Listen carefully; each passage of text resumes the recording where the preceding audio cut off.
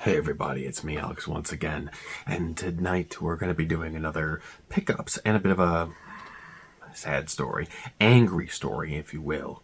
So what should we start with? Well, let's start with something kind of interesting I found on the internet. I thought, well, this could be something good. So let's see what it is. That would be a Nintendo 64 thumbstick. Now, I put a negative review on this site because I only used it for about 2 days, and the whole thing decided to just crap out going left and right.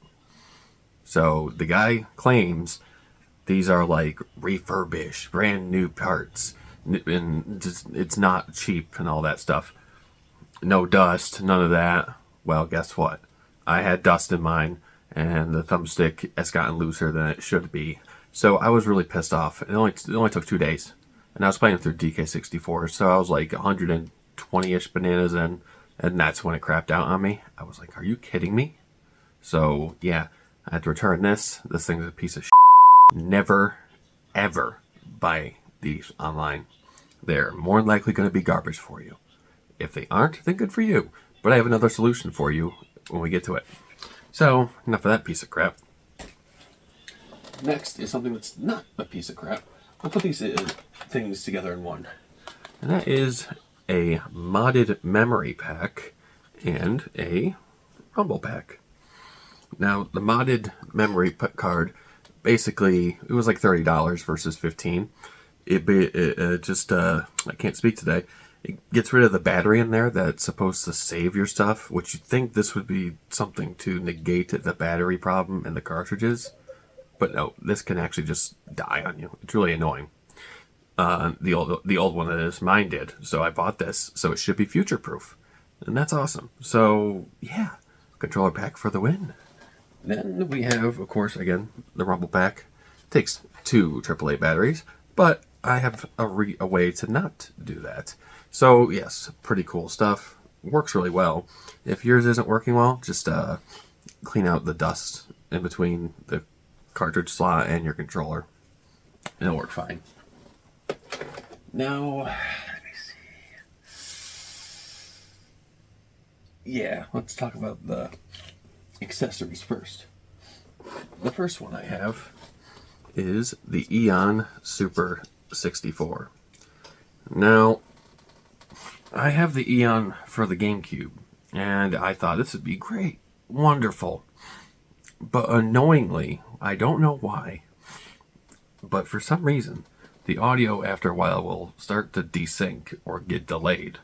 And the only way to fix it is to either 1, turn the system off, or 2, just switch to HDMI port, or HDMI 1 it's on, for example, switch it to 3, then go back to 1.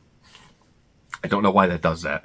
It's a little annoying, but you can fix it.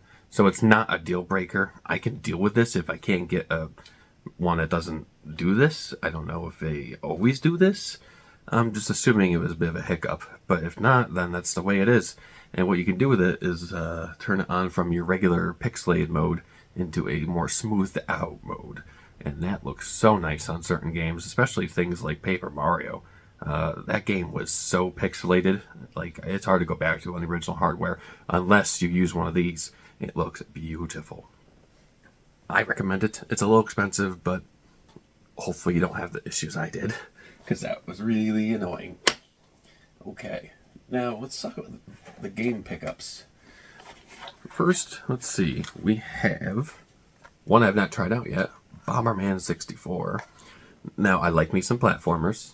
I've never played a Bomberman game, not gonna lie. Never have once. Now, I know these are not what Bomberman games normally are, because this is more of like a 3D-ish platformer, isometric platformer from what I saw. And I was just like, alright, yeah, alright, this looks interesting, and I guess I'll pick it up.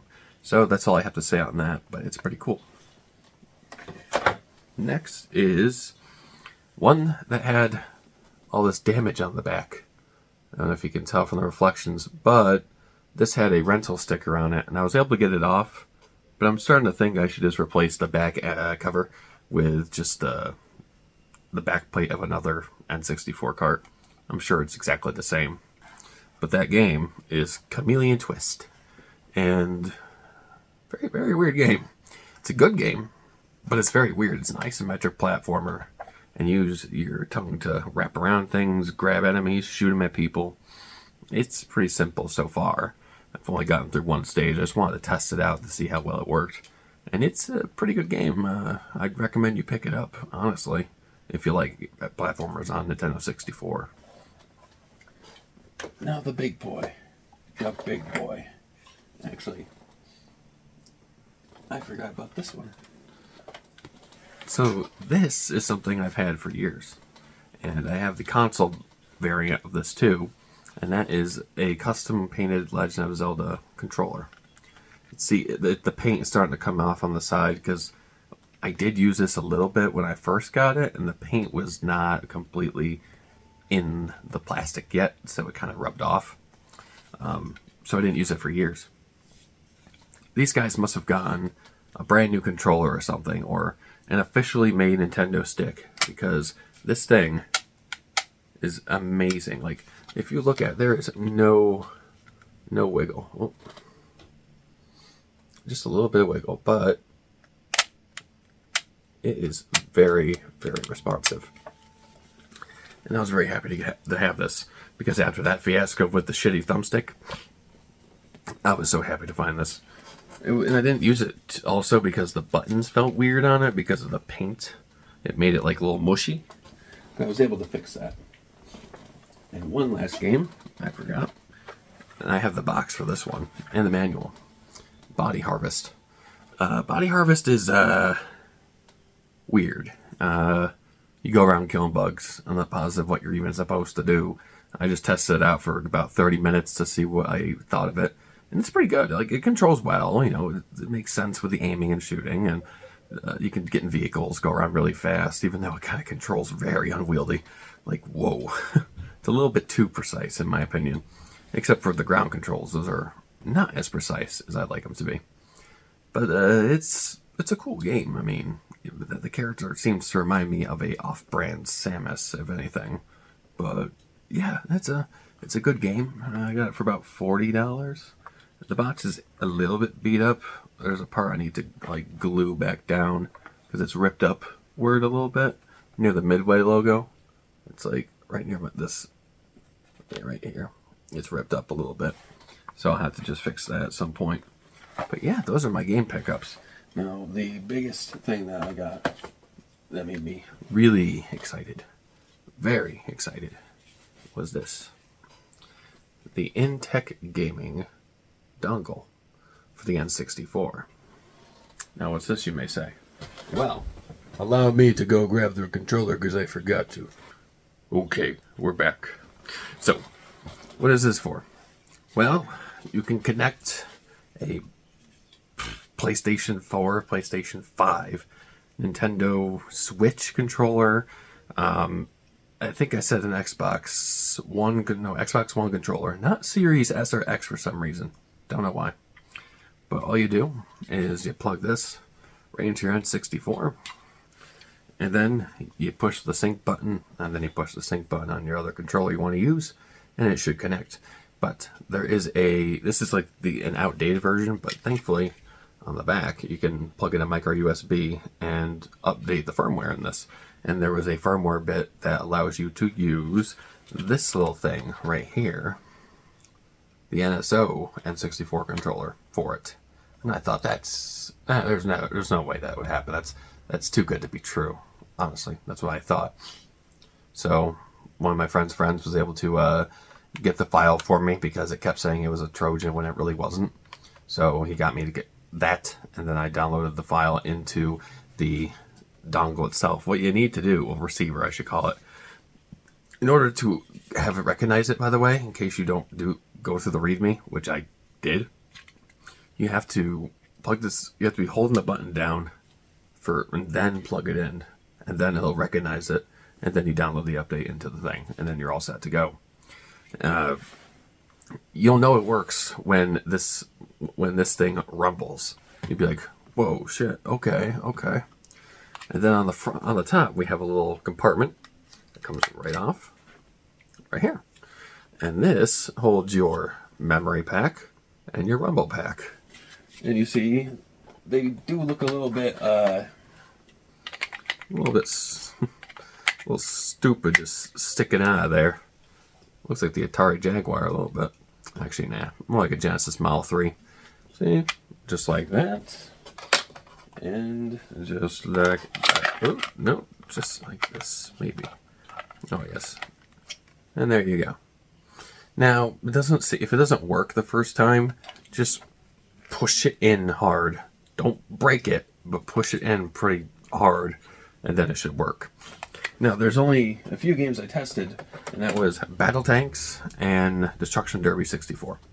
Now, Destruction Derby 64 is a little weird because you load the game up, you recognize your memory card, no problem, okay? And then you go to do a race. Say you win a Grand Prix or not the Grand Prix, the World Championship, or you win the time trials. Problem.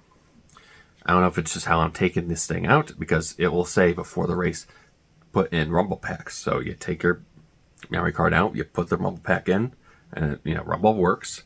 And then when you finish the race, and you have to save the data to your card, whenever I would take the Rumble pack out, it would always say it was corrupted.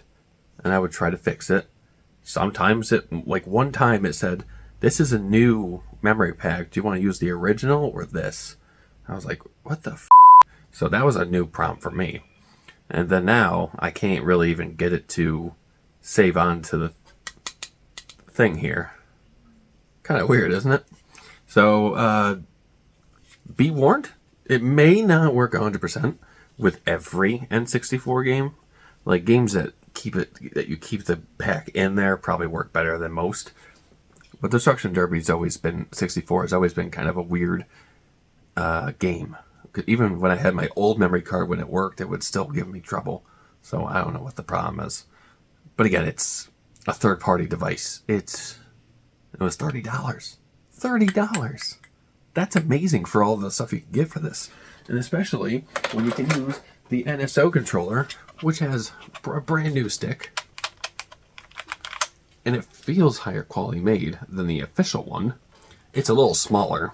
You got to get used to that.